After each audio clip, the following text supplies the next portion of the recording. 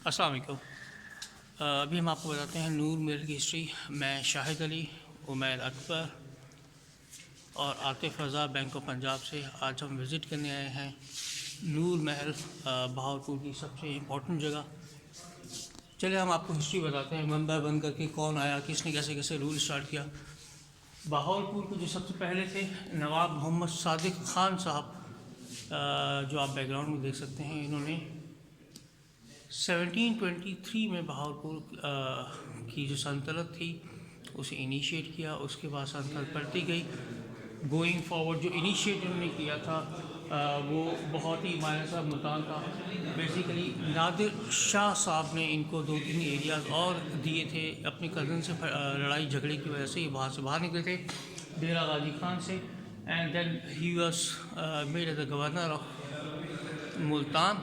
Going forward legacy पूरी की पूरी यहाँ से स्टार्ट होती है। इसके बाद जो दूसरे सेकंड नंबर पे आते हैं, हम आप उनके बाद लेके चलते हैं। नवाब बहावल ख़ान अब्बासी टू 1746 से लेके 1949 तक बहुत शॉर्ट टाइम पीरियड रहा, बट इन्होंने भी काफ़ी एरिया एनेक्स किए और बहावलपुर सल्तनत की बुनियाद रखी। इसके बाद हम आगे जाते हैं बैठ के। फॉर्मली अगर हम बात करते हैं, बहावलपुर का जो नाम पड़ा बहावलपुर, वो इन नवाब बहावल ख़ान अब्बासी 1 की टाइम से पड़ा था। इसके बाद इनके बेटे ने आगे से कंटिन्यू किया, नवाब मुबारक अब्बासी साहब 1749 से लेके 1772 के दरमियान में रहे। इन्होंने मुजफ्फरगढ़ का एरिया कब्ज़ा करके एनेक्स किया, बहावलपुर की स्टेट को फर्दर बढ़ाया और इन्हें बहावलपुर 2 के नाम से याद किया जाता है। इसके बाद हम आते हैं नवाब मोहम्मद बहावल ख़ान अब्बासी 3, जो 1772 से स्टार्ट उनका कैरियर हुआ और उनके पास 1809 तक रहा। उन्होंने भी अपने एरियाज़ को बढ़ाया। इसके अलावा सबसे इम्पॉर्टेंट चीज़ मैं आपको यहाँ बताता चलूँ, जब ईस्ट इंडिया कंपनी ने कब्ज़ा किया या पाकिस्तान इंडो पाक रीजन में आए, तो यही नवाब साहब थे जिन्होंने वहाँ पे एग्रीमेंट साइन किया था अपनी सल्तनत को बचाने के लिए, नवाब मोहम्मद बहावल ख़ान अब्बासी 2 ने। इससे गोइंग फॉरवर्ड अगर हम आते हैं तो मोहम्मद सादिक ख़ान अब्बासी, जिन्होंने मेनली डेरा गाजी खान कैप्चर करके बहावलपुर में शामिल किया था। बट रंजीत सिंह से इनकी लड़ाई हुई, जिसकी बिना के ऊपर एज ए रेंटल उस वक्त के 2.5 लाख रुपए ये पे किया करते थे। इसके बाद हम आगे अब मूव करते हैं।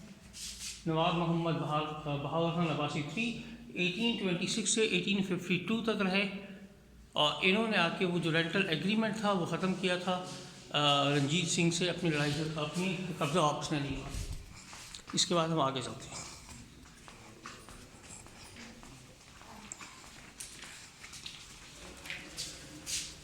नवाब मोहम्मद ख़ान अब्बासी जो बहुत वेरी शॉर्ट टाइम पीरियड 1852 से 1853 के दरम्यान में रहे।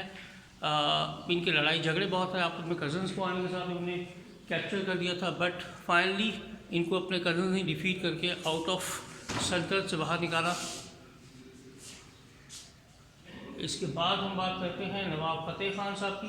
1853 से 58 बहुत शॉर्ट टाइम पीरियड के लिए रहे और इन्होंने भी अपनी डेवलपमेंट में किरदार किया। नवाब मोहम्मद बहावल ख़ान 1858 से लेके 1866 तक बादशाह नवाब रहे स्टेट ऑफ बहावलपुर के। आए सबसे इम्पॉर्टेंट थिंग हम आपको बताते हैं इस पूरी फैमिली हिस्ट्री की। नवाब मोहम्मद ख़ान अब्बासी 4 ये वो पर्सनैलिटी है जो कह सकते हैं कि जदीद बहावलपुर की बेस रखने वाले थे। इंटरेस्टिंग पॉइंट यहाँ पे है कि जब 3.5 साल के थे तो इनको नवाब बना दिया गया था और ईस्ट इंडिया कंपनी की तरफ से एडवाइज़र अपॉइंट किए गए थे ताकि इनको ग्रूम किया जाए। आफ्टर जब 18 साल के हुए तो इन्होंने यहाँ से पूरी जो मॉडर्न बहावलपुर की बुनियाद है वो इन्होंने रखी। इसके बाद हम सेकंड लास्ट पे आते हैं, नवाब मोहम्मद ख़ान बहावलपुर अब्बासी 3 जो रिसेंट एरिया में डेवलपमेंट हुई है, एजुकेशन सिस्टम बना हुआ है, नूर महल बना हुआ है, सारी कंट्रीब्यूशन इनकी जानिब से थी। और वो फाइनली हम आपको लेके जाते हैं लास्ट नवाब में जिन्होंने कायद आज़म साहब के साथ एग्रीमेंट साइन किया था यू कैन सी इट।